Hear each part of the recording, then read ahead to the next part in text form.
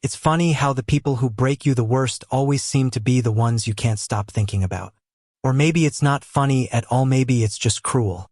I used to pray I'd never have to see Ethan Hayes again after what he did to me sophomore year. And yet, here he was, standing 10 feet away on the same football field, breathing the same air, wearing the same jersey that once made me feel like an outsider in my own school. The irony was brutal.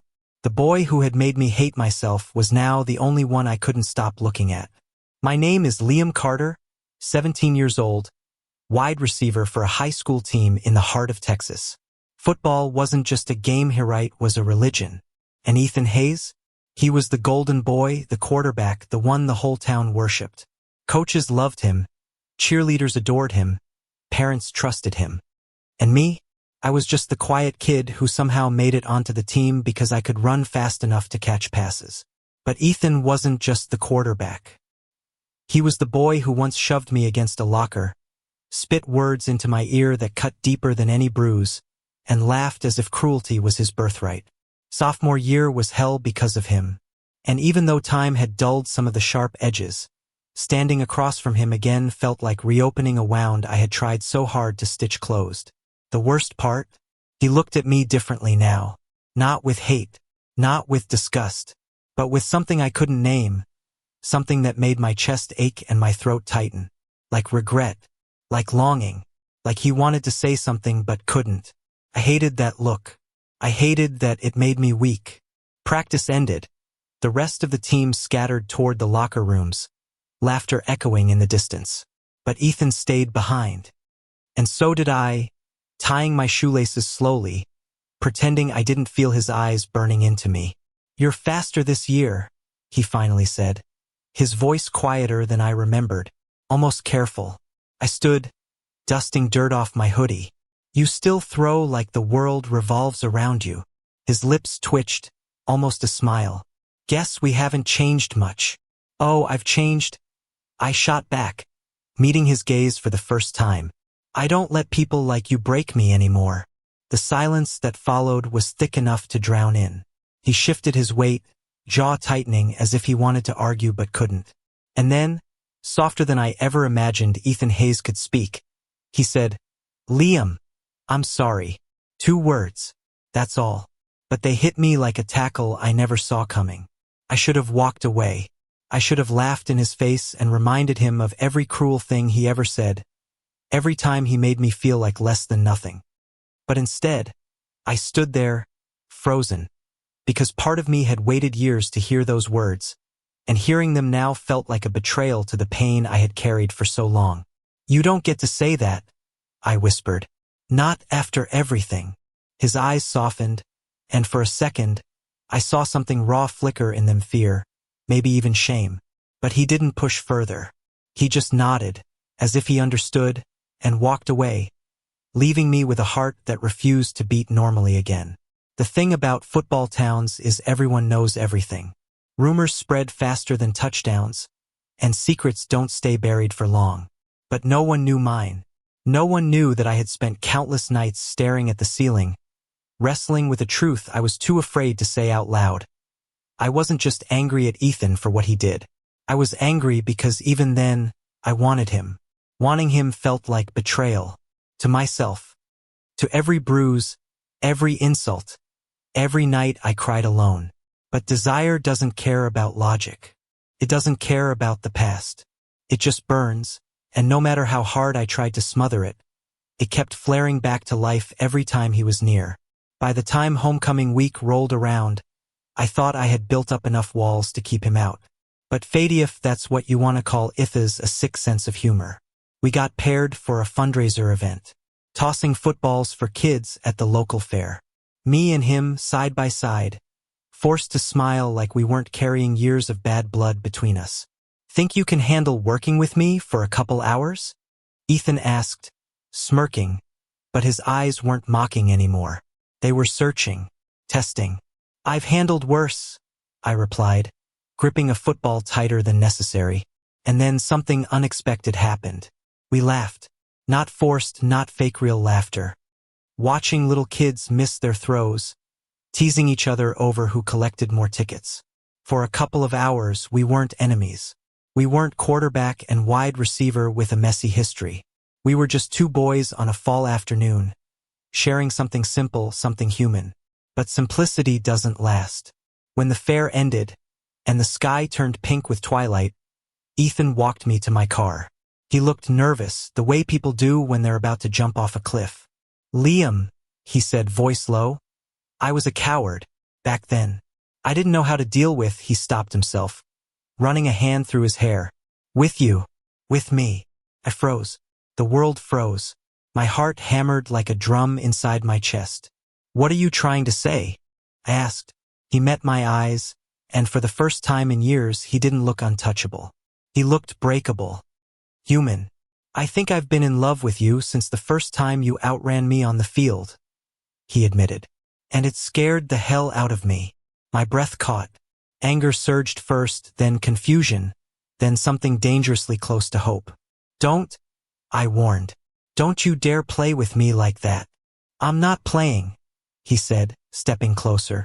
"I hurt you because I hated myself, because wanting you felt like the worst sin I could commit. But I can't hide it anymore, Liam. I don't want to." The air between us was electric, charged with years of tension, pain, and unspoken words. And for one reckless second, I wanted nothing more than to close the distance, to let myself fall into the arms of the boy who had once been my worst nightmare. But I couldn't. Not yet. So I turned away, climbed into my car, and left him standing there under the fading light. What haunted me most wasn't the confession itself. It was the terrifying realization that despite everything, despite the scars he left, I still wanted to believe him. That night, lying in bed, I replayed his words over and over, each one cutting deeper than the last. He claimed he loved me. He claimed he always had. But love wasn't supposed to hurt like this, was it? And yet, buried beneath the pain, a dangerous question rose inside me. What if he meant it? I avoided Ethan for days after his confession. It wasn't hard. We practiced at the same time, but I kept my head down, did my drills, and slipped out before he could corner me. Still, his presence clung to me like humidity in a Texas summer. I could feel him watching, wanting, waiting, and every night his words haunted me. "I think I've been in love with you since the first time you outran me on the field." It was easier to believe it was a lie.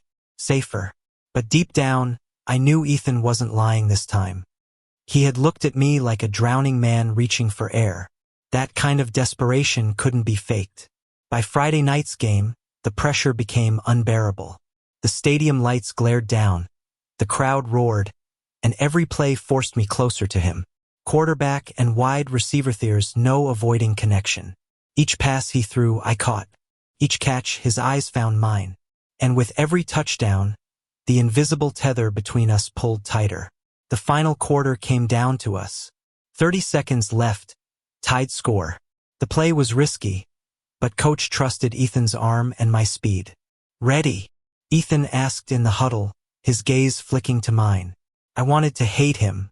I wanted to pretend none of this mattered. But all I could do was nod. Always. The snap came. The ball flew. Time slowed. I ran like my life depended on it, stretched out, and the ball landed perfectly in my hands. Touchdown. Victory. The stadium erupted.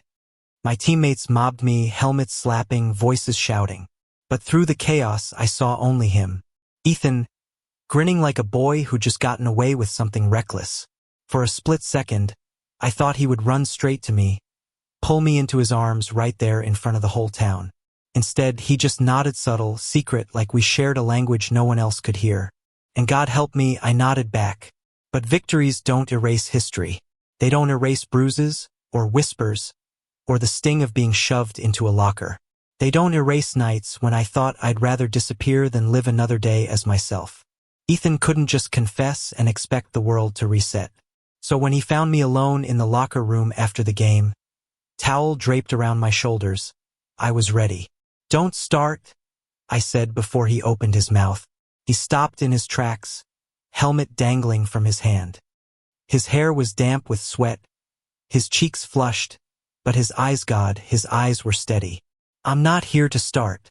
I'm here to ask." "Ask what?" If you'll ever let me prove it, that I'm not the same guy I was, that I meant every word. Silence stretched, broken only by the sound of dripping showers. I stared at the ground, then at him. You don't get it. You can't just undo years of damage with one apology and a couple passes. I know, he said quickly. I know it'll take time, as much time as you need. But I'll wait, Liam. I'll wait as long as it takes. I wanted to believe him. God, I wanted it so bad it scared me. But part of me still wondered if this was some cruel trick. If the golden boy of our town could ever really love the boy he once broke. So I tested him. Then prove it, I said, stepping closer. Not with words. Not with touchdowns. Prove it when no one's watching. Prove it when it's not easy. His throat worked and then he nodded. I will. And for the first time I believed him. The weeks that followed weren't some fairy tale. They were messy, complicated, full of false starts and awkward silences. Ethan would linger after practice, offering me rides home. Sometimes I said yes, sometimes I walked just to keep control. He stopped joking cruelly in front of the guys. He stopped trying to hide behind bravado. Instead, he asked questions about my music, my dreams, the kind of life I wanted outside this small town. It was disarming, seeing him stripped of his armor.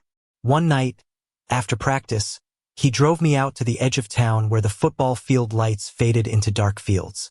We sat on the hood of his truck, silence stretching between us. I used to hate myself so much, he admitted. His voice was rough, like each word cost him. Every time I looked at you, I felt something I wasn't supposed to. And instead of dealing with it, I hurt you. That's the ugliest truth about me, Liam. And I don't expect you to forgive it overnight. The wind carried his words away into the night, but they stayed with me. My chest ached, not just with old pain but with something softer, compassion. I don't know if I can ever forget what you did, I said honestly. But maybe I don't want to forget, because without it we wouldn't be here, right now. He turned to me, eyes wide with hope. Does that mean? It means you're not forgiven yet. I cut in, managing a faint smile. But you're not hated either. The relief in his laugh was almost boyish, and when his hand brushed mine on the cold metal of the truck, I didn't pull away. The first time we kissed, it wasn't fireworks or cheering crowds. It was quiet, hesitant, the kind of kiss that trembles with uncertainty but still chooses to exist. It happened after another late-night practice. The locker room was empty, the air heavy with sweat and soap. I was shoving books into my bag when Ethan caught my wrist.